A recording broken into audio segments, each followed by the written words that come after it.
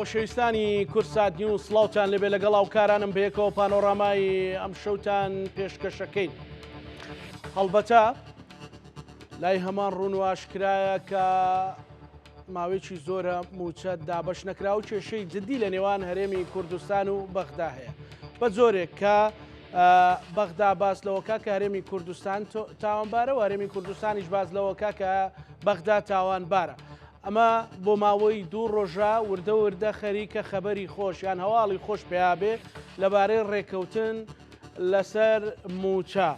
بەڵام لەبەرەوەی ئەوەندە باسی ڕێکەوتن کراوە و ئەوەندە باسی ئەوە کراوە کە ئیدی کێشەی موچە چارەسەر بوو هەتا پارە نێتە گیرفانەوە کەس دڵی پێی خۆش نابێ. ئەمە شتۆڤەی ئەو بابەتاکەین ئەمانەوە بزانین هۆکارەکان چین و زانیاریەکان چین و بەچی گەیشتووە. ئایا هەرێمی کوردستان ئامادەیە بەو ڕێکەوتنەی ئێستا جێبەجێ بکات و نەوت ڕادستی سۆمۆ بکرێت یا لە ڕێی سۆمۆ بفرۆشێ و داهاتی ناوخۆش ڕادستی بەغدا بکرێت. شرۆفی ئەو بابەتە دەکەین بە میوانداری هەریەک لە بەڕێزان بەڕێز مامۆستا گوڵاڵە سدیق شارەزای ئابووری مامۆستا بەخێر بێت. سپاس بۆ دەرفەتەوە بەڕێز کاک ڕێباز یوسف چالاکوان لە هەولێرەوە لەگەڵمانە بێت. سپاس بۆ مامۆستا ڕێبازیش. مامۆستا گوڵاڵە یعنی ئەتوانی زانیاریەک یان تێگەیشتنێک دەبێ بینەرەکانم دەربارەی ئەوەی کە بۆچی ئێمە ئاوا ناوەنە ئەومان لێدی هەموو شارەزایەکی ئابووری ئەمەکی دیم زانیاری شتێ. سڵاوتان لەبێ سڵاو لە بینەرانی کەناڵی کورسات لە ڕاستیدا ئێمە ئەو گرفتەی کە بۆمان دروست بوو یعنی هەموو جارێک ئەمە لای خەڵک ڕوونە لە ساڵی 2014 دو ئەوەی کە بڕیاری فرۆشتی نەودرا بەسەر بەخۆ وردە وردە ئێمە کێشۆگی دارایەکانمان بۆ دروست بوو سەری هەڵدا بۆ ئەو کێش ئابوووریانی کە ئەمڕۆ پێگەشتوین لە دوای ئەوەی کە ئێمە بە دوو قۆناغا گەرباسی ئابووری سربەخۆ بکەین یا فرۆشتی نەوت بکەین بەسەر بەخۆ دابەشیکەین بە دوو قۆناغا پێش ساڵی 2023 و دوای ساڵی 2023 هەتا ساڵی 2023 دەرئەنجامەکەی بەوە بوو کە حکوومەتی هەرێمی کوردستان هەرچەندە لە ناو پرۆژه یاسای بودجێ پشکی هەرێمی کوردستان ئەنووسرایەوە یان دیاریەکرا بەڵام حکوومەتی هەرێمی کوردستان هیچ پابندێکی بۆ پرۆژه یاسا نەبوو کە ئەمە لە ئەساسا یاسا بوو ئەوایە جێبەجێکرایە یا ئەوایە نەچواتە ناو یاسای بودجێ یا کە چووە ناو یاسای بودجێ بووە جێبەجێ بکرا لە دوای ساڵی 2023 شەوە کاتێکە حکوومەتی فیدراڵی ئەو داوایی بردەوە لە دادگای پاریس کە بڕیار بە قەدەغەکردنی بە قەدەغەی فرۆشتی نەوتی هەرێمی کوردستان کرا لە ڕێبۆریەوە و بڕیارێکیشمان هەبوو هی دادگای فیدراڵی کە لە مانگی دوی ساڵی 2024 درا لە ساڵی 2023 ئێمە بینیمان سەرەتا حکوومەتی عێراقی ئەو پابندیانی خستبووە سەر هەرێمی کوردستان بە ڕادستکردنی نەوت حکوومەتی هەرێمی کوردستان ڕادستی نەوتی نەکرد ئەو بوو لە مانگی حوتەوە بە دواوە یعنی ئێمە لە ماوەی ئەم سێ ساڵە موچە گرفتی نییە هەتا گاتە ناوەڕاستی ساڵە ناوەڕاستی ساڵەوە سوبحان الله ئیتر بە کێشەیەک دروستە بێ لە بینی حکوومەتی هەرێمی کوردستان و حکوومەتی فیدراڵە لە 2023 سێ موچە خۆران تیاچوو لە ساڵی 2024 موچەیەک تیاچوو ئەمەش هیوادارین کە سەرەتایەک نەبێ بۆ فەوتاندنی موچەیەک یا دوو موچە لە 2025 ئەو بڕەپارەی کە ئێستا حکوومەتی عێراقی داوای کردووە لە ڕاستیدا ئێمە گرفتمان نەبوو هەتا موچەی مانگەکانی 3 و 4 شات ئەم ساڵ و لە سەرەتای ساڵیشە ئێمە بینیمان کە لە کەناڵەکانی حکوومەتی هەرێمەوە باس لەوە کرا کە موچەی ئەم ساڵ زامن کراوە و هیچ گرفتێکی لەسەر نییە و موچەی ساڵەکە بە تەواوەتی لە ئەمانایە بەڵام لە دوای ئەم موچەی مانگی 3 و 4ەوە کە هەرچەندە حکوومەتی هەرێمی کوردستان ئەو بڕەپارەی کە پێویست بوو لەسەری بیدا بە حکوومەتی ناوەندی یان حکوومەتی فیدراڵی کە بڕەکەی ئەوان داوای 80 میلیارد بۆ 81 میلیاریان کردبوو حکوومەتی هەرێمی کوردستان مانگێک 51 میلیاری نرد مانگەکانی تر کەمتر لە 51 میلیاری نرد بەڵام حکوومەتی فیدراڵ وەکو نێتپاکیەکی خۆی وەکو ئەوەی کە دۆخەکە تێک نەچێ موچەکەی نرد بەڵام بەداخەوە ئەوە نەمانزانی حکوومەتی هەرێمی کوردستان گرێبەستێکی نەوتیان ڕاگەیاند ئەوە نەمانزانی کەوت نەهڕەشەکردن لە حکوومەتی فیدراڵی بە ئەقل و تەسەوری خۆیان ویان ئەزانی کە تەواو دەوڵەتی ئێران ڕووخاوە ئەڕوخێ گرفتم ناوچە دروستە بێ بەندەری هورموزدا ئەخرێ دەوڵەتی عێراقی ناچاری حکوومەتی هەرێمی کوردستانە بێت بۆ ئەوەی لە ڕێی بۆریەوە نەوتەکەی هەناردەکە بیرێکنەوەکە ئاوا بڵێ بە دڵنیایی و ئاوا بووە ئەگینا ئێمە ئەو هەڕەشانەمان بینی کە هەر 20 ڕۆژ یعنی مانگێک نابێت لەمە پێشکرا کە باز دەوە کرا کە ئیتر تەواو ئەو خەیاڵەتان ینی بەسەر چووە کە ئێمە لەگەڵ ئێوە ڕێکەوتن بکەین بەڵام بینیمان کوردستان کە ئێستا بەرەو ڕێکەوتنە چون و داوای ڕێکەوتن لە حکوومەتی فیدراڵەکەن و داوای هیچ نەبێ وەکو نێت سافیەک داوای موچەیەکیان لێکەن بۆی موچە خۆرانی پێبن بەداخەوە نازانم کێ ڕاوێژکاری ئەمانەیە گەروی هورموز دانەخرا بینیمان کە بەچ ئاقارێکا کەوتەوە ئەمە ژوای کرد کە حکوومەتی هەرێمی کوردستان دووبارە ڕووبکاتەوە بەغداد خۆی لە ڕاستیدا حکوومەتی ئەوەی کەوترا ڕەهندێکی سیاسی هەبەوە ڕاز بوو لە هەردوو لاوە بەدڵنیاییەوە سیرکە ئێمە گرفتەکانمان سیرکە کاک زانا ئێمە ئەم گرفتانە گرفتی شخصین سەر ئەیا بۆ گرفتی سیاسی گرفتە سیاسەکانیش قەیرانی دارایی بۆ موچەخۆران دروستەکە یعنی لە بینی حکوومەتی ناوەند و یان حکوومەتی فیدراڵ و حکوومەتی هەرێمی کوردستانە تەنها موچەخۆران زەرمەندە ئەگینا ئێمە ئەگەر دیقەت بین لە کەناڵەکانەوە مەسوولەکان ئەبینین هەردوو لا فەرشی سوور بە یەکتری ڕاخن باوەش بە یەکتری هاکەن بەرژەوەندی هاوبەشیان هەیە بازرگانی هاوبەشیان هەیە زۆرترین پرۆژەکان کە لە منطقەکانی خوارونا و ڕاستی عێراق دراوە بە کۆمپانیای کار لە ڕاستیە ئەوەی کە لێرەدا زەرمەندە تەنها موچەخۆرانە لە ئێستاشە ئەم ڕێکەوتنەکە کراوە ئێستا بەغداد پێداگری ئەوە کاجاران لە بیدایەتی ساڵە کە بە 80 ملیار بە یان 81 ملیار ڕازی بۆ ئێستا داوای نزیکەی 150 ملیار دینارەکە چونکە هەر خۆیان وەفدەکانی هەرێمی کوردستان کە چوون لە بەغدادا قسەیان کردووە و توانە خۆتان پێتانتون کە داهاتی ناوخۆ 300 ملیار زیاترە و خۆشتان لە کەناڵەکانی خۆتانەوە باستان کردو کە سەر و 300 ملیارە و من هەموو جارێکیش باسی ئەوەم کردووە حکوومەتی عێراقی کەم زانیاری نییە یا بێزانیاری نییە چونکە ئێمە زانین حکوومەتی فیدراڵی حکوومەتێکەی دانپیانراوە معتەرفە ئەوە دەوڵەتی ئێرانە کە داتە ڕاستەقینەکانی ئەیاتێ ئەوە دەوڵەتی تورکیا کە داتە ڕاستەقینەکانی ئەو کاڵە هاوردانی ئەیاتێ لەبەر ئەوە نەوعەنمان کە خاڵە گومرگەکان بە دقیقی تورکیا ئازانن ئاستی هاوردیان چەندە هەناردیان چەندە بەدڵنیاییەوە خۆی لە هەموو وڵاتێکە ئاستی هەنارد و هاوردە ئەبێ زۆر شەفاف بێ بەڵام بەداخەوە لە هەرێمی کوردستانە ئەو ناشەفافیە لەو بڕا هاوردە هەیە و بوو ئەوەی چکە بەداخەوە کەواڵێم ئەمە خۆی هەر عێراق وای لێ هاتووە هەر منطقەی بەدەست حیزبێکەوەی ینی دوو زۆنیەک هەیە لە هەرێمی کوردستانە دوو ئیدارەیەکی شاراوەی هەیە لە هەرێمی کوردستانەوە چۆنە بینین کە ئەنبار بەدەست جەماعەتی هەلبوسیەوەی و نەجەف و کەربەلا یان مووسڵ بەدەستکەوەیە ئەم دابشکاریە لە عێراقا بەداخەوە هەیە بەڵام نەوعەنما ئەوان لە ڕووی ئیداریەوە یا لە ڕووی داراییەوە ئەوان هەتاوکو ئێستا غەدر نەکراوە لە موچەخۆرەکان مەهماکان ئێمە ئەزانین کە هەندێک جار حکوومەتی هەرێمی کوردستان نەتەوەیەکی ترنی نەتوانین بڵێن قوربان ڕەنگە مەزهەبیان جیاواز لەگەڵ یەکترا من تەسەور ناکەم یعنی بابەتەکە پرسی بە مەسەلەی نەتەوەیەتیەوە نییە نەخێر قەنەعەتم بەوە نییە پرسی بە کێشەکە کێشەی نەتەوەیی بێ یەکەم کێشەکە کێشەی بڵێن ئەو گرێبەستانەیە کە حکوومەتی هەرێمی کوردستانێکە چکە کاکزانە ئێمە عێراق دەوڵەتێکی فیدراڵە دەستوری عێراقی لە ناو پێناسەکراوە بە وڵاتێکی فیدراڵ لە هیچ دەسەڵاتێکی دەوڵەتی فیدراڵان نییە کە هەرێمەکان یا کانتۆنەکان یا ویلایەتەکان بۆ خۆیان سربەخۆ عەقدی گەورە بکەن یان عقدی دەروی خارجی وڵاتەکەی خۆیان کەن ئەگەر حکوومەتی هەرێمی کوردستانیش بە کۆنفیدراڵی بامەڵ ئەکا ئەوە ئێمە دەوڵەت نین چونکە کۆنفیدراڵی پێکاتۆ لە یەکگرتنی چەند دەوڵەتێک بەڵام ئێمە دەوڵەت نین ئێمە پێکاتەیەکین یان هەرێمەکین لەناو حکوومەتی عێراق و ئەو دەستورەش کە نووسراوتەوە دەستورەکە دەستورێکی فیدراڵیە لەبەر ئەوەیە ئێمە ئەوانی کە کردومانە کە منەڵێم ئێمە بەسم حکوومەتی هەرێمە ئەو تەسەڕوفاتانەی کە کردومانە بووە بە بیانوویەک بۆ حکوومەتی فیدراڵ کە پشکی بودجێ یان پشکی موشەی هەرێمی کوردستان ببڕێت. باشە گوڵاڵەکان پێت وایە لە ئێستاە کە عێراق ئەو زانیاریانەی لابێ و ئەو وردەکاریانە لا پێشترەوە هەڕەشانەشی لێکرابێ بەدەستێکی ئاسان ڕازی بێیان ئیتفاقی زانیاریتی ئیتفاقی کرابێ. قوربان ئێمە مادام یاسامان هەیە ئێمە یاسایەکمان هەیە دادگای فیدراڵیە پرۆژه یاساشمان هەیە کە تۆ یاسات هەبێ ڕێکەوتن هیچ معنایەکی نامێنێتەوە یاسایەکت هەیە دەقا و دەقوەکو خۆی جێبەجێ بکە ئەو کاتە نەسەری حکوومەتی بەغایش ئەگەر حکوومەتی بەغداد لەو کاتەیە کەم تەرخەمی کرد ئەوە ئێمە دەمی ڕمەکانمان ڕووەکەینە بەغداد بەڵام لە ئێستاە هەمومان ئەبینین کە ئەو کەم تەرخەمیانەی کە هەیە بەداخەوە کەوای ئەڵێم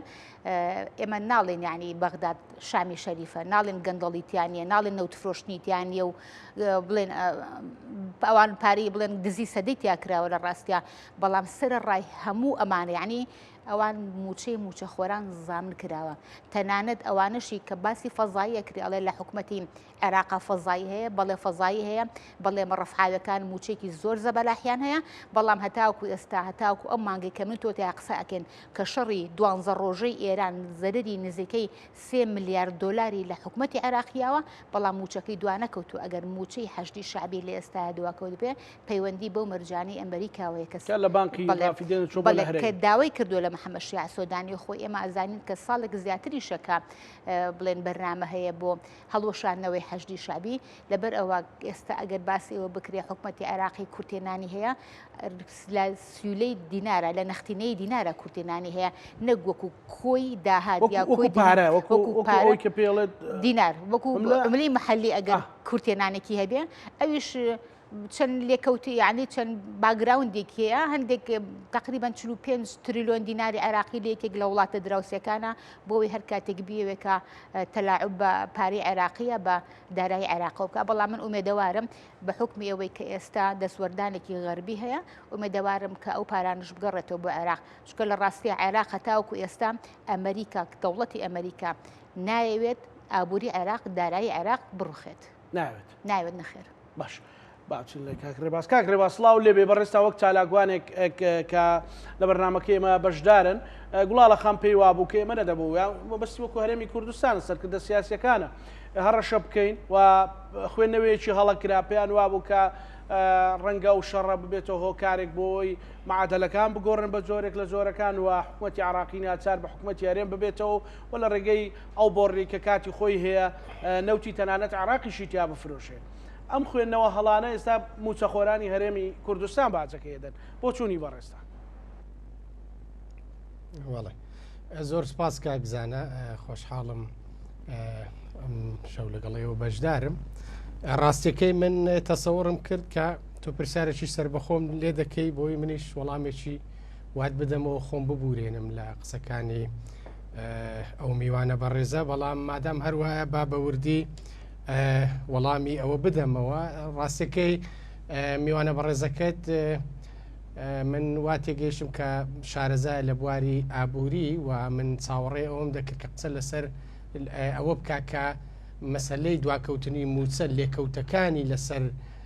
پایەکانی ئابووری لێکەوتەکانی لەسەر کۆمەلگا و لە ڕووی زانستیەوە باسی اقتصاد بکە ینی موچە بە شێوێکی لە بودجە ئەوانە بەڵام قسەکانی زۆرینەی ینی قسەی سیاسی بوون و قسانە بوون کە ڕۆژانە ئێمە ئاشناین پێین ینی کە تەرح دەکرێت لە میدیاکانەوە لەلایەن چەند تەوەجوهێکەوە و سیاسیانە پەیوی و من هەستیشم کرد یازم وەکو وتەبێژی حکوومەتی عێراق هاتە بەرچاوم بە سەراحەت یعنی لەبەرەوە ئێمە ناڵێن گرفت نییە بەڵام بەڕاستی کاکزانە یعنی ئێمە وا تەسەوڕ بکەین وا بیر بکەینەوە پێمان وا بێ ئەم بەغدایی کە ئێستا وجودی هەیە ئەو دەسەڵاتدارانەی کە ئێستا لە بەغدا حکوم دەکەن پێمان وایە هاوشێوەی سویسران و ئەوەندە نەفەسی دیموکراسیان فراوانە کە بە دانووسان کە یاخود بە یاسا بەو یاسا کارپێکراوانەیە کە لە دەوڵەتی عێراقیدا هەیە یاخود بەو دەستورەی کە ئێمە هەمومان دەنگمان بۆدا لە عێراقی تازە دنیادا دەستور پارێزەری وڵاتە بەغداوە بێ بێگومان سەری ڕمی ڕخنەکانمان ئاڕاستی بەغدا بێ بەڵام وەختێک کە ئازانین خەلەلەکە زیاتر لای خۆمانە ناچارین ڕخنە لە خۆمان بگرین جا ئەگەر کاک زانە من گوێبیسی ئەو بووم بە وردی کە گوڵاڵەخان باسی ئەوەی کرد کە ئەزانی تۆ کاک من چاوەڕێم دەکرد ئەو پسپۆڕە لە بواری ئابووری بەسە من بەکا لە وروسەکەم لە زانستی سیاسی و یاسا گەر سیاسیانەش قسە بکەم ڕەنگە خەڵک ڕخنم لێ نەگرێ بەڵام من بۆیە ئەو گلەیە لەو خوشکە بەڕێزە دەکەم لەبەرەوەی وەکو با بڵێ لایەنە زانستیەکەی لێکەوتەکانی لەسەر کۆمەلگا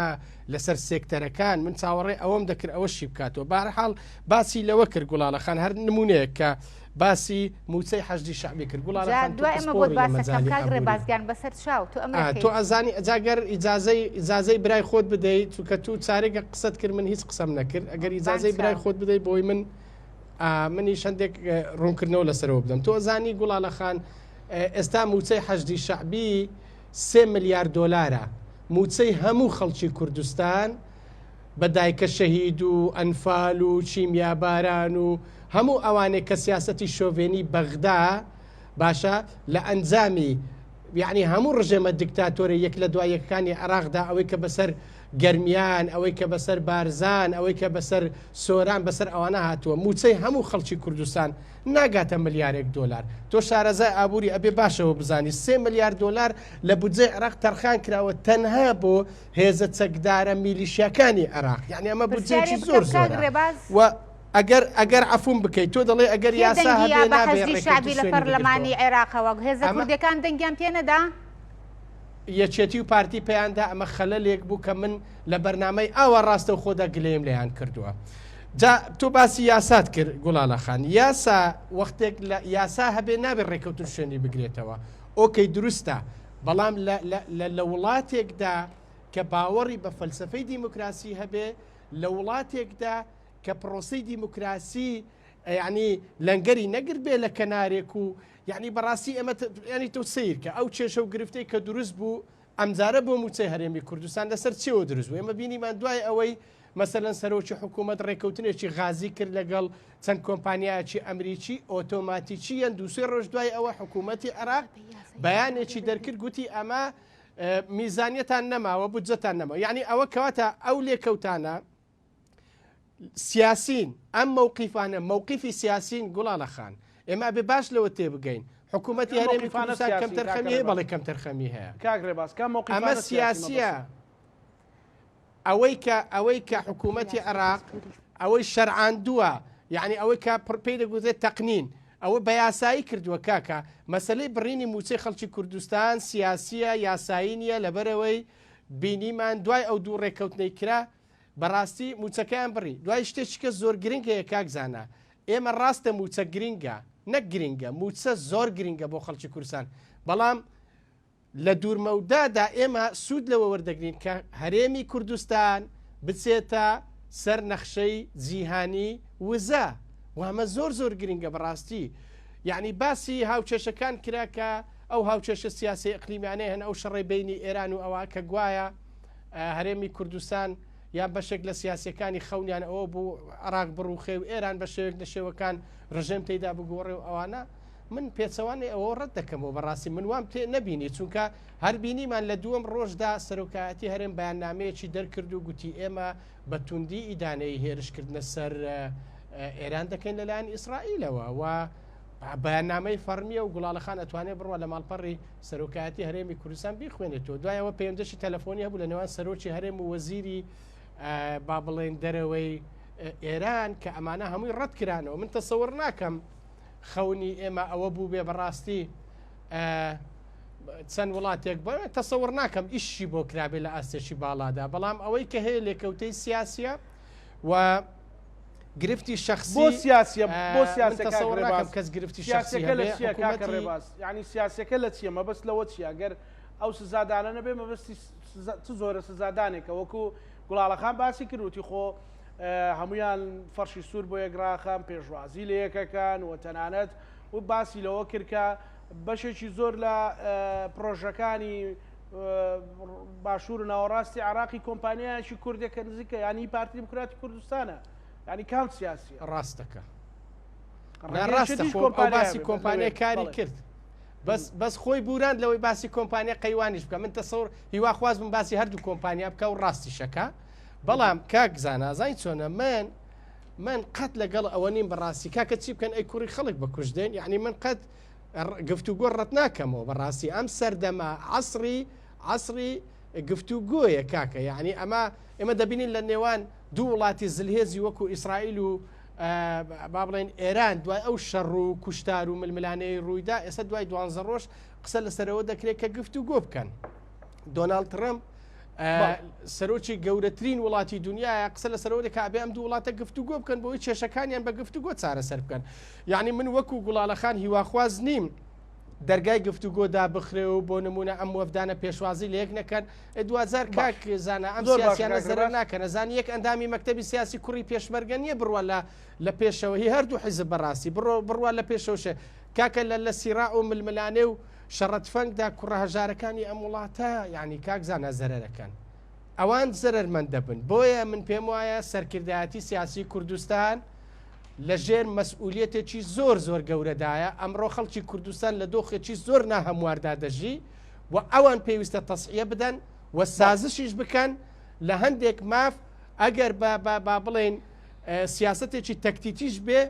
دەبێت لە ئێستادا بەڕاستی هەموو هەوڵێکیان بخەنەگەر بۆ ئەوەی بگەنە ڕێککەوتن لەگەڵ بەغدا چونکە خەڵکی کوردستان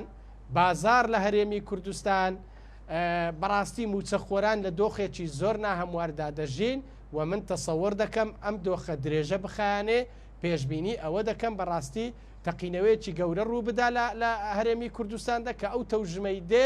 خەڵک کە برسی بوو دێتە جادە کاکزانە هیچ هێزێک نیە ڕێگەلەوە بگرێ لە خەڵکی برسی بگرێ تەسەوەر دەکەی ئەو مەسەلەی دێتە جادەوەی مە شەرعیەت بەڵێ کاکرێ باس تەسەوەر دەکەی ئەو مەسەلەی دواکەوتنی موچێ زۆر دوا بکەوێت تاخیرتر بێت یان کێشەکە ئاڵۆستر و گەورەتر بێ نا من تەسەوەر ناکەم ئەزانی شتێکێ کاک زانە باێمە من ناڵێم زۆر گەشت بینم بەڵام بەپێ هەموو پێدراوەکان ئەو پێدراوانەی کە ئێستا تۆ ئێمە لە نزیکەوە هەندێکی ئاگادارین و هەندێک لە ڕێگەی با بڵێن سەرچاوە ڕۆژنامەوانیەکانەوە دەیبیستین یعنی حکوومەتی عێراق باسی ئەوە کرا جەنابەت ڕاگەاندکارێکی وردی من پێم وایە ئەوە زانیوە باسی ئەوە کراکە لە چەندین کەناڵی عراقی ینی بیزڕۆژێک لەمەوبەر ئەوە بڵاو بۆ کە کۆنسۆلی ئەمریکا با بڵێن ئەفو باڵیۆزی ئەمریکا لە بەغدا فشارێکی زۆری لە سوودانی کردووە و دوات تەنانەت ئەخیر جارپەی گوتووە کە دەبێت کێشەی موچەخۆرانی هەرێمی کوردستان چارەسەر بکەیت ئەمە میدیاکان بڵاویان کردەوە زەختی دەولی هەیە بەڵێ هەیە و لە ناوخۆدا حکوومەتی عێراق بەڕاستی ئەوەندە بەهێز نییە من تەسەوەر ناکەم ئەوەندە بەهێز بێ بتوانێت لە 8 مانجیتر موچەی هەرێمێک ببڕێ و سێ ئێمە بینیمان لە ناو ئەنجومەنی ئاسایش کاکزانە خۆمە ساڵی هەفتاکان نییە ئێمە بینیمان لە نێو ڕێکخراوی لە بارگەی نەتەوەی گرتوەکان لە ئەنجومەنی ئاسایش باس لە مەسلەی پەیوەندی نێوان هەولێر و بەغدا و مەسلەی بڕینی قوتی خەڵکی کوردستان کرا لە بەغداوە بەڵام ئێمە نەک بە هەڕەشە ئێمە دەبێ بە حکمەتەوە مامەڵە لەگەڵ ئەم دۆخە بکەین ئێمە دەبێ ڕاستە بەغدا سیاستێکی شۆڤێنی پەیڕەو دەکا بەڵام ئێمەش کەم تەرخەمی باشە کاکرێباس ئەو کەم تەرخەمیانە چارەسەر بکەین بەڵێ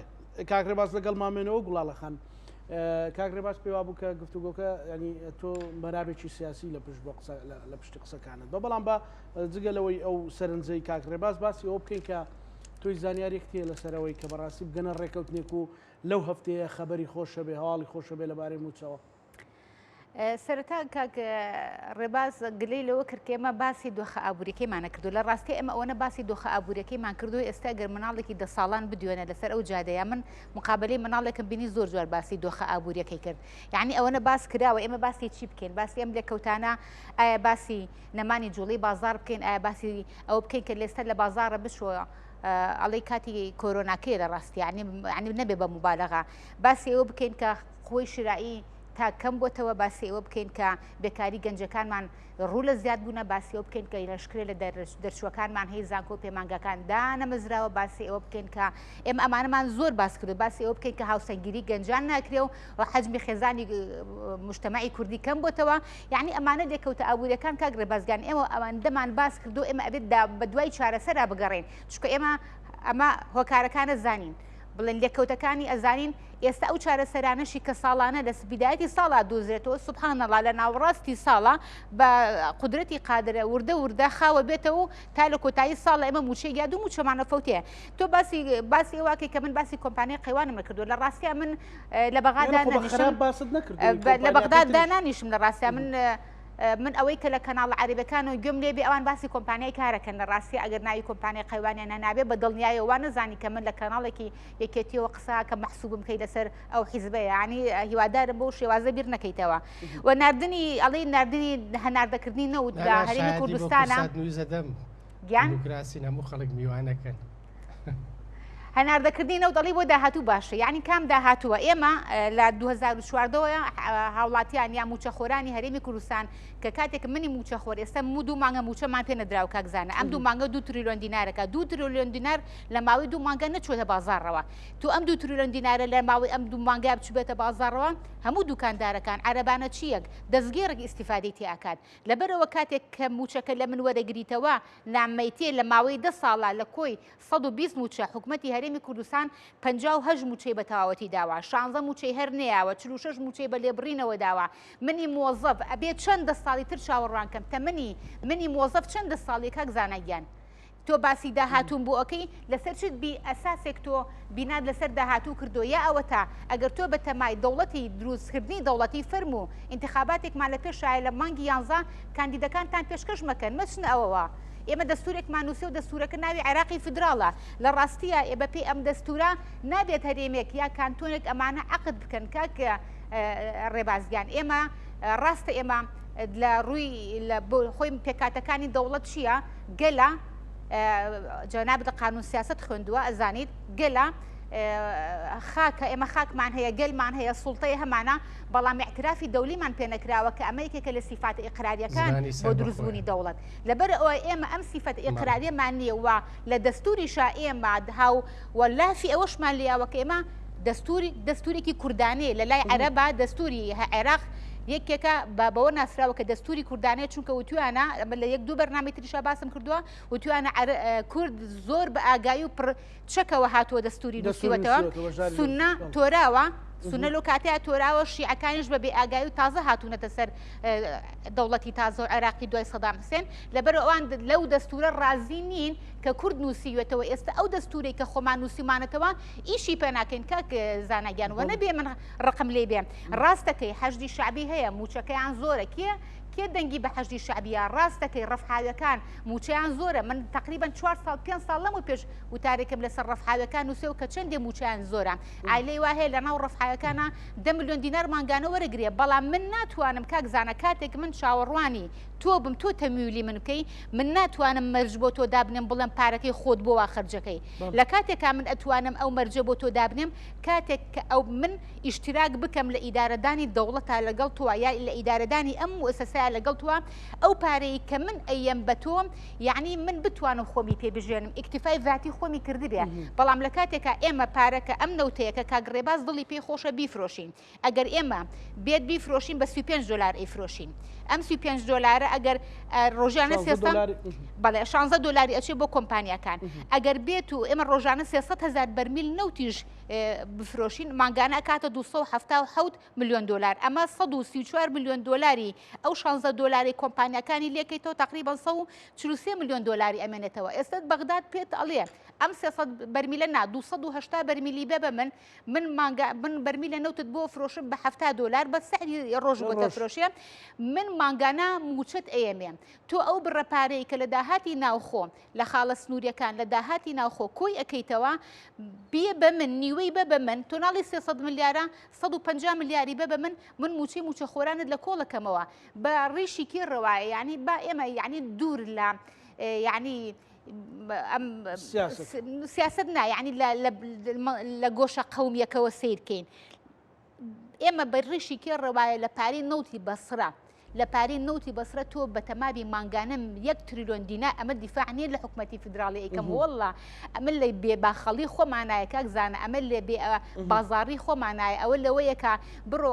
خەڵک وازانێ کە تۆ دەوامت کرد بە تەناو بتەواو ئیتر لە ماڵەوە پێویستت بە پارە نییە نەخێر من لە ماڵەوە پێویستم بە پارەیە من لە ماڵەوە بم زیاتر کارە با سەرفەکە من لە ماڵەوە بم زیاتر خواردنە خۆم لە ڕاستیە لەبەر ئەوە ئەمە پێویستی تۆ جارانیان هەفتەیەکە ناتوتە دەرە لە ماڵەوە لەبەری مەصرف نەکە ئێستا لە ماڵەوە بمەصرف زیاد لە ماڵەوە کارەباکە ئەوەی ترەوە مەسەلا لەبەر ئەوە ئەمە پێیوەستە ئەم قسانەی کە ئێمە مانانێکین دیفاع نیە لە دەوڵەتی عێراقی خۆزگە لە ئێستاە ئێمە ئەوەندە بڵێن داشمان سوار وایە بەسەر دەوڵەتی عێراقا ئێمە بچوونە بە مزاهرە بچوونە ڕوومان لە بەغداد بکردایە هەر بە کاک ڕێبازگان هەر بۆ زانیاری بە چاوڕوونی جەنابەت لە ساڵی 2014 کاتێک کە شەڕی داعش بوو ئەو هاوڵاتی عەرەبانی هاتنە هەرێمی کوردستانەوە هاوڵاتی کوردی هێشتا سەرەتای قەیرانەکە بوو هاوڵاتی کوردی ئامادەی تیان نەبوو خانووەکەی بەکرێ با بە عەرەب بیرتانە ئەوە بەڵام ئێستا هەر ئەو تاکە کە ئەو کاتە ئامادەیتیانە بوو خانووکەی خۆی با بە عەرەب بکرێ کە کاتێک کە من شتێک بکرێ ئێم بە تو ئەمە هیچ منەتێکیتیان نییە چکە ئەو لە بری ئەوە من کرێ گوەرەگرم بەڵام ئێستا هەر ئەو تاکە کووردا چووە ڕسمی پرۆفایلەکەی کردو بە محەممەد شیاع سۆدانی ڕسمی پرۆفایلەکەی کردو بە طیب سامی ڕسمی پرۆفایلەکەی یعنی سەدام حوسێن ئەنفالی کردوین کیمابارانی کردوین ڕسمی پرۆفایلەکان کردووە بەوە لە بری ئەوەی تۆ بیت ڕخنە لە ئێمەمانان بگری ئەبواە بەهاتنایە دراسیەکتان بکردایە بتان زانایە بەو دەرئەنجامە بگەشتنایە تاکی کورد بۆ گەشت بەم دەرئەنجامە ئەم تاکە کوردەی کە ڕۆ لە ساڵانی هەشتاکانە عیلی وە هەیە 6 کوڕی شەهیدە هەیە 4 کوڕی شەهیدە هێشتا بەوشەوە تەنازولی نەکردو بۆ سەدام حوسێن تەنازولی نەکردو بۆ حکومەتی بەعز بەڵام ئێستا تو ئەو خاوەن شەهیدانە هاتوون چەند کەستان بینیوە وتوێتی من ئەچم کێلی شەهیدەکانی خۆم لە هەڵەبجێ ئەشکێنم طبعا لە ئێستا لە ئێرەیە ئەم بەپسنی و بابەتەش ناکەین بێگومانی دانانی ڕسمی سەدام حوسێن بێن محەممەد شیاع سودانیان من پێت ئەڵێم کاک زانایان هەڵەیەکی زۆر کوشن ئەبێت دراسە بکرێ ئەبێت دراسە بکرێ بۆچی هەندێک بەڵێ چونکە تۆ کاتێک سیکە لە فەقیری تاوان دروستەکات لە کاتێکا تۆ کە پارەت لە گیرفانە نەبێ مەجبوری دیانی دوو لە ڕوو ینی جەماعەت و ینی پەنا بۆشتی نەشابەیە هەیە تووشی دوو لە ڕێوە تووشی ئەگەر ئافرەت بێ خۆ دەزانی بڕۆ ئافرەتانە بدوێنەکە ئیشی نەشیاوەکە کەسیان لە خۆشیە ئەو ئیشەیە ناکەن هەمویان لە ناڕەحەتی و لە قورسی ژیانە ئەواکەن ئەو کەسانە بدوێنەکە لە ناو سجنەکانە لەسەر دزی گیراون بڕۆ بیان دوێنە هەمووی ناڕەحەتی ژیان وای لێ کردوون ئەگینا چ کەسێکەیە لە ژیانێکی خۆشی بەگەر کەسێک تووشی نەخۆشی نەفسی ببێت هەر خۆی بە خودی خۆی لە ناخی خۆیان لە ئەزەلەوە کە لە دایک بووە ئەم خۆی تیا بێت کە حەز بکات کە بۆ نمونە کاری نەشیاو بکە یا دزی بکات لە ڕاستیە لەبەر ئەوە ئێمە ئەم بێموچەیە کە ئێستا هەیە ئەگەر بەم شێوازە بێ باکانە تۆ ئێستا 6 ڕۆژە موچە وەردوان نزیکەی 6 ڕۆژە موچە وەرنەگیراوە ئەگەر تۆ بێی بە وتاری نەتەوەی بێت و گیرفانی خەڵک پڕکەی ئەم وتارە نەتەوەیە لە ئێستادا لە بازاڕە کیلۆی تەماتە ناکات پارە ناکە ناچێت گیرفانی کەسەوە نەیکات باش ئەو پرسیارە لێم کردی زانیاری تێ مەسەلەن ئەو ڕێکەوت نەبگاتە نەتیجەیە کۆم هەفتەیە قوربان ئەگەر حکومەتی هەرێمی کوردستان دووبارەوە ئەڵێمەوە چونکە ئێمە لە 4 مانگی ڕابردووە مانگی 1 و 2 3 و 4 لەم ساڵە حکومەتی هەرێمی کوردستان ئەو پابەندیانی کە هەی بووە یەکێک لەوانە کات تەوتین بۆ حکومەتی هەرێمی کوردستان نەکردووە بەغداد چاوپۆشی لێ کردووە خاڵی دووهەمیان ئەوە بووە کە حکومەتی هەرێمی کوردستان مانگانە 81 میلیارد دینار بنێرێ حکومەتی هەرێمی کوردستان 51 میلیارد 49 میلیارد 48 میلیارد ناردووە حکومەتی فیدرال چاوپۆشی لێ کردووە نەوتەکەی ڕادەز نەکردووە چاوپۆشی لێ کردووە بۆچی ئەمە خێرا قوڵ بووە ئەبێ کاک ڕێباز ئەوە بە من بەوە تۆمەتبار نەکات چونکە ئەمە مەشهدە سیاسەکە لەبەر چاومانایە کاک ڕێبازیان لەبەر ئەوە بەپێی ئەمەی کە هەمانە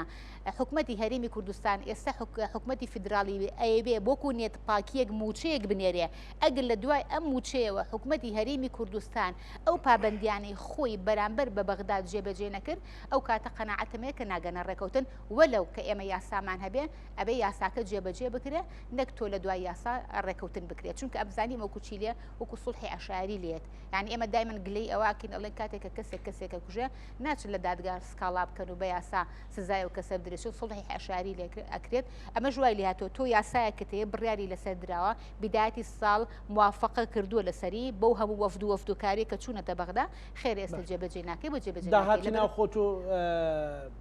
تەسەورەکەی لە بتوان بگەین 150 میلیارد وڵی کاک زاناگیان خوان ئەو ڕقەمانە سیر کە تۆ کاتێکا کەسێک بەرپرسە قسە ئەکات قسەیەک ئەکات من حەزەکەم ڤیدۆکانی خۆیان لێبنەوە کاتێککە کەسێک قسەکە ئەم قسەیە لەسەری ئەبێ بە ماڵ ئەوان جگەلەوەی کە خۆیان متابعە ئەکەن ئێمە ئەزانین چەندین کورد هەیە لە ناو حیزب عێراقیەکانایە ئێمە هەر خۆتە زانی با ناوی نهێنم کە لە کاتی هەفتەی 2 هەفتە لەمە پێشێکێکیان هات لە زۆربەی کەناڵەکان بە زمانی کوردی زۆر جوان قسەی کرد و مقابلە کرا یعنی ئەمانە متابعە ئەکەن کاتێک کە تۆ ڕقەمێک ئەڵێ لە کەناڵەکانەوە کاتێک داتایەکیان ئەیتێ بە وفدەکە دەچیتە بەغا ئەمان ئەم ڕقەمانت لەسرت ئەکەن بە ماڵ ئەگەر حکومەتی هەرێمی کوردستان یا باسی نەکردایە یا باسی کرد چونکە تۆ ئەگەر مەبلەغێک پارێ 150 میلیارد بی تۆ 1 تریلیۆن دینارت بۆیت ئەی باشە تو ئەم 150 میلیارە ناییت ناشتوانی موچە خۆران دابینکەی هەتاکەی ئەگەر نیتێکیان هەیە بمانکەن بە دەوڵەت ئێمە لە بەیانی وەڕایە گەێنین هەرچەندە لە ئێستاە دەوڵەت یعنی ئێستا بڕۆ تاکێکی کورد بیدوێنە بڵێت دەوڵەتی کوردی تەوێ بەداخەوەکەوای لێ هاتووە یان موچە تێڵێ موچەمەوێ چکە کاتێک کە بەڵێ کاتێک کە ماسلۆ ئەم هەڕەمەکەی داناوە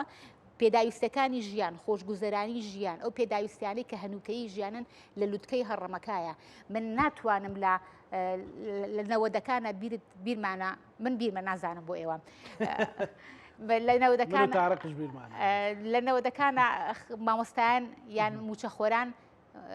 وتیان سەری بەرزمان بۆ موچە ناکەن خەڵک ئامادەیتیا بوو بەدار ئاگرکاتەوە خەڵک ئامادەیتیا بوو کوپی ناوماڵەکەی خۆی ئەفرۆشت قابوو قاچاقی ناوماڵەکەی خۆی ئەفرۆشت ئەشای ناوماڵەکەی خۆی فرۆشت بۆچی چونکە هەمومان مستەوای مەعیشیمان وەکو یەک وا بوو بەڵام کاتێک ئێمە سەی دەکەین وردە بەهۆی ئەم ئابووری سەربەخۆیەوە کە هەرێمی کوردستان یان بەهۆی ئەم نوت فرۆشتنەوە کە هەرێمی کوردستان هەنگاوی بۆ ناو ئەمە دەرئەنجامەکەیتی ئێمە دوو تەبقە دروست بووە تەبقەی ناوەند یعنی کاتێک کە تۆ سەیری خۆشگوزەرانی مجتەمەعێکەکەی ئەبێ سەیری ڕێژە یا قەباری چینی ناوەڕاست بکەیت کاتێک کە قەباری چینی ناوەڕاست لەو کۆمەڵگایە زۆر بوو ئەوە ئەو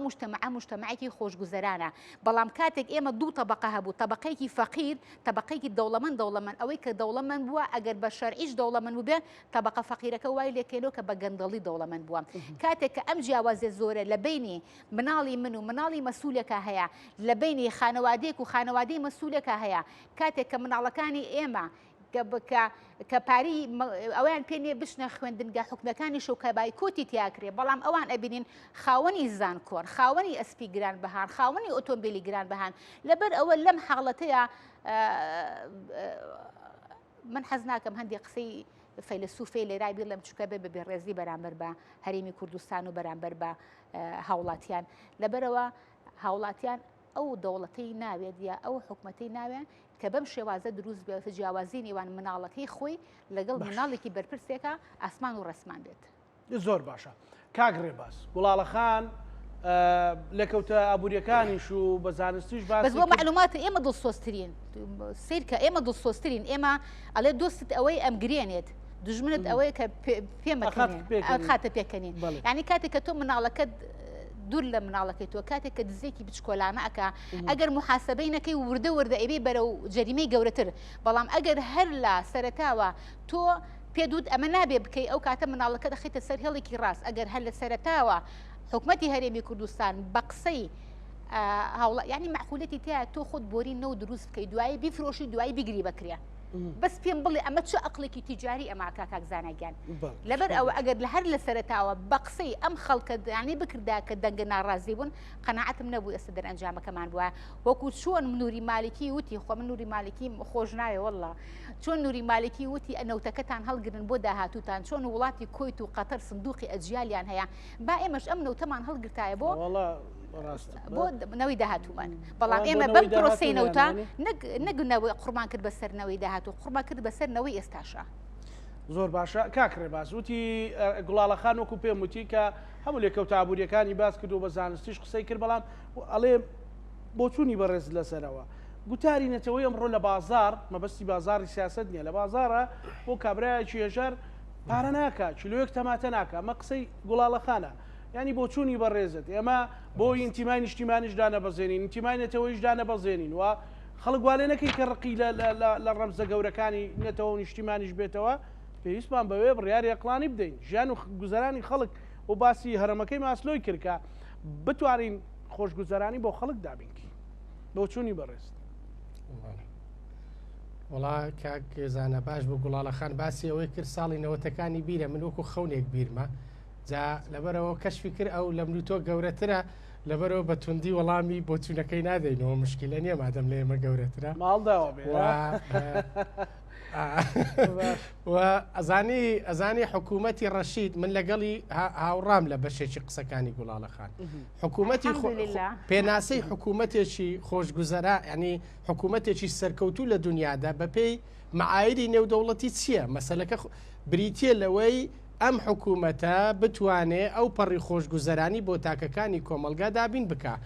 یعنی سەرەتاییترین مەسلەی خزمەت گوزارش بریتە لە ئاو لە کارەبا لە بنیەی تەحتی مەسلەی ژێرخانی ئابووری سەرخانی ئابووری بریتە لە نەخۆشخانە لە قوتابخانە وردی ناکەمەوە ڕەنگە گوڵاڵەخان لەو مەجالە لە من وریاتر و ئێشارەزاتر بێ یعنی ئایا ئەم حکوومەتی لە هەرێمی کوردستان هەیە ئەمەی کردووە من دەڵێم ئێمە لە هەرێمی کوردستان خاوەنی حکوومەتێکی کەمتەرخەمین دەبێت دەست ببا بۆ ئەوانە تا ئێستانەی بردووە من پێم وایە کاکزانە ئێستا لەم قۆناغا من پێم وایە حکوومەتی هەرێمی کوردستانش گەیشتۆتە ئەو قەنەعاتەی کە چیتر خەڵکی کوردستان نە لە ئەو نە لە هێزە سیاسەکان نە لە هیچ کەسێکی قبول ناکە من پێم وایە ئێستا ئەم قۆناغا حکوومەتی هەرێمی کوردستان گەیشتە ئەو قەنەعاتەی کە ئیتر قۆناغی بڕیارە سەختەکانە دەبێ بڕیاری با بڵێن دژوار بدا و بە دەستێکی پۆڵایین ڕوبەڕووی گەندەڵکاران ببێتەوە ڕوبەڕووی بەشێک لەو بەرژەوەندە شخصیانە ببێتەوە کە لە ناو حکوومەت هەیە بەشێک لەو بەرپرسە گەندەڵانەی ناو حکوومەتیش بێ کاکە خۆمە بیرمان نەچێ ئێمە خەڵکمانەیە لە مستەوای وەزیر گەندەڵە ئێمە خەڵکمان هەیە لە مستەوای زۆر بەرزی دەسەڵاتی جێبەجێکردنە گەندەڵە پێویستە دەستی ئەو گەندەڵکارانە ببردرێ بەڕاستی و پێویستە دادگاکان سربەخۆ بن و ئەوەی کە دەڵێ گوتارینەتەوە یا ئیش بەوە نەکراوە کاکزا من 6 ساڵ لەمە بەربیرمە لەگەڵ هاوڕیانم لە تۆڕی ڕێکخراوە مەدەنیەکانی هەولێر ڕاپرسێکمان کرد زیاد لە 2500 فۆرممان دابەش کرد کە لەسەر مەسەلەی ئینتیمای نیشتیمانی ئەو هۆکارانەی کەوای کردووە بۆ مەسەلەن ئینتیمای نیشتیمانی لاواز بووە بەسێکی زۆری ئەو خەڵکەی کە ڕەئیدا بوو لەو ڕاپرسیە یعنی گوتبوو ئێمە متمانەمان نییە بەڕاستی بە سیاسەکانی ئەم وڵاتە ئێمە متمانەمان نییە بە حیزبە سیاسیەکان یعنی باسی نخبەی سیاسی دەکرێت دەبێ بەڕاستی نخبەی سیاسی ئەو نخبەیە کە ئیدارەی سیاسەتی ئەم وڵاتە دەدەن یعنی با بڵێن تەحملی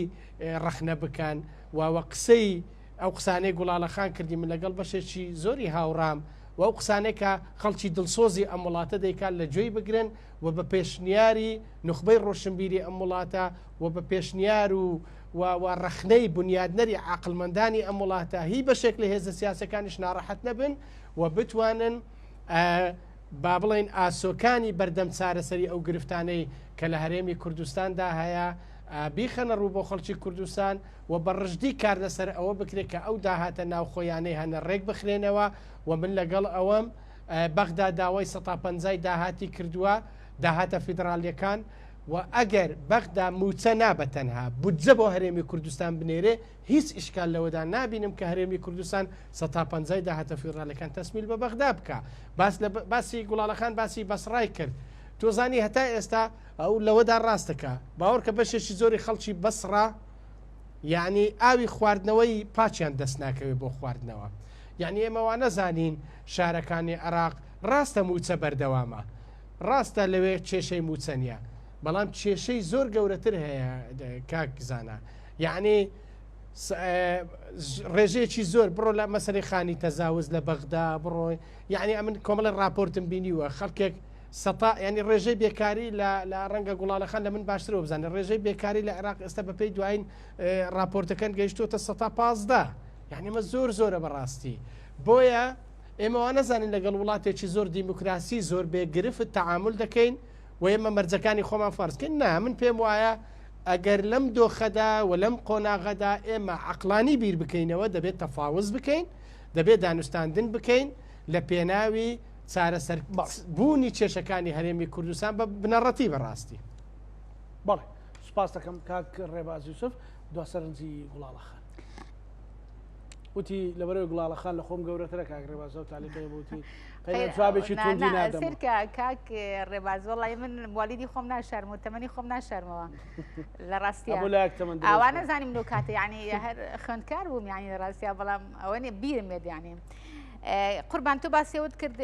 من بەبێ ئەوەی جەنابتم لەگەڵا بێ لە هەر لە کەناڵەکانی یەکێتی نیشتیمانی کوردستانەوە وا نەزانی کە من کە لێرە قساکەم دووبارێکە من لە هەموو کەناڵدا قساکەم تەنانەت ئەمڕۆ پێشەوەی بێم بەلای جەنابتان لە کەناڵێکی لای ئێوە تەلەفۆنم بۆ کراوە کە قسە بکەم بۆ سبەینێم ڕاستە لەوێ خزمەتگوزاری نییە من یعنی وتومە کام قەزایی لە سلێمانی یا لە هەولێرە یا لە هەولێراتێکی باشەوە کام قەزایی لە سلێمانی یا لە هەولێرە بێ خزمەتگوزارەکەی لە بەغدادی پایتەخت تەنانەت ڕۆژێک لە بەرنمێکە لەگەڵ سەرۆکی بەشێک لە یەکێک لە زانکۆکانی هەرێمی کوردستان یعنی ئەو پێشی ناخۆش بووکەوە قسەیەم کرد کەوتم خزمەتگوزاری ئێمە باشە بەڵام بیرت نەچێ کارەبا لێرە هەیە لە بەغاش هەیە لە جنوب هەیە بەڵام سعی ئێرە چۆن و سعی ئەوێ چۆنە باج ڕسومات لێرە چۆن و لەوێ چۆنە یعنی ئێمە سەر ڕای ئەوەی کە ئێمە ئەم قەیرانە داراییمان بۆ دروست کراوە هەموو قەیرانێکی دارایی قەیرانی ئابووری دروستەکات ئێمە بینیمان دوێنێ دوو گەنج خۆیان کوشتووە کا گەزانەگەنێکیان 45 ساڵی تەمەنەوەیکیان 35 ساڵی تەمەنە بۆچی لێکۆڵینەوە ناکری ئەمانە بۆ خۆیانە کوژن یعنی ئەگەر تۆ لە خەمی گەنجەکانتان نەبیت من مامۆستایەتیم کردو قوربان باوەڕەکەی ئەو تەلەبانەی کە لە بەردەم مابوون یا وەکو مناڵی خۆم سەیرم کردوون زۆر متعاتیف بووم لەگەڵ یانە کاک زانایگەن چکە هەرێکی لە خێزانێکەوە تو ئەمە نییە چکە مە خوێندنگا بڵێن ئەهلیەکان نەبووە بڵێ حکومەکان بووە زۆر بەزەین پیانە هاتۆ تۆ جاری وای کیفی پارەکان جێماوە تەنها 250 دینار هەبوو هیچی تیانە بۆ کیفی پارەکەی ئەی ئەمە ئەم گەنجێ ڕۆژێک گەنجێکمانەوتی مامۆستا من هەموو هیوایەتێکمەوەی تەنها یەک ماتۆڕ بکڕم یەک ماتۆر کە لەوە چێ بای 80 دلار بای 100 دلار بێ کاتێک کە تۆ گەنجی وڵاتەکە سەر هەڵەگرێ ئەچێ بۆ ئەوروپا لەوێ لە ئاوا خنکێ کاتێک کە چێ بۆیە بەداخەوە من پۆستێکی فەیسبووکیشم کرد دوسێ ڕۆژ نەمە پێش گەنجێکی چەمچەماڵی لە ناو بژیوانیە کوشتیوان و چەخۆیان من جارێکیان لە مەتارێکا بوو بە هاوڕم تقریبا 12 ساعتێک پێکەوە ماینەوە موالی 2002 بوو کوڕەکە ئەیود مامۆستا تەنها هیوایەتم ئەوەیە ئاواتم ئەوەیە من ماڵی باوکم وتم بخوێنە کاکەگیان تۆ مناڵی لە بەریتانیا وڵاتێکی باش و زمانەکان باشە بخوێنە وتی من تەنها ئومێد و ئاواتم ئەوەیە کە ماڵی باوکم لە چمچماڵ و بهێن مسلمانی یعنی کاتێک کە دیقەتی ژیانی گەنجەکانت ئەی کە تۆ ژیانی گەنجەکانی دابین نەکردو ئیشوکارێ بۆ دابین نەکردوون وە تۆ ئەو موچێژ نادێ بە کەسوکارەکان لەبەر ئەوە ئەمە بەرەو هەڵگر یعنی کاک زانەگیان چارەسەری بۆ نەکرێت حکوومەتی هەرێمی کوردستان ئەبێ زۆر بەجددی چارەسەری ئەم گرفتانە بکات چارەسەری ئەم گرفتانەکە باوەڕکە کارەسەری گەورە زۆر سپاس بۆ بەڕێز مامۆستا گوڵاڵستیک شارەزای ئابووری سپاس بۆ بەڕێز سپاس بۆ بەڕێز ڕێباسی یوسف چالاکوانی سیاسی لەو لێرە لەگەڵ مابووی بە هیوای ئەوەی کاکۆی و بەرنامانە بۆ تێگەیشتن بێ لە حاڵ و زەرانی دۆخی خراپی خەڵک بۆ بەزوویی کێشەی موچە چارەسەر بکرێت کە بەڕاستی ئازارێکی زۆری دروست کردووە و ناپڕژینە سەر بابەتەکانی دیکە لەگەڵ هاوکارانم بێکەوە پانۆڕامای ئەم شەومان پێشکەشکردن هەموو لایەکتان ئەمانەتی خوای گەورە بن خواتان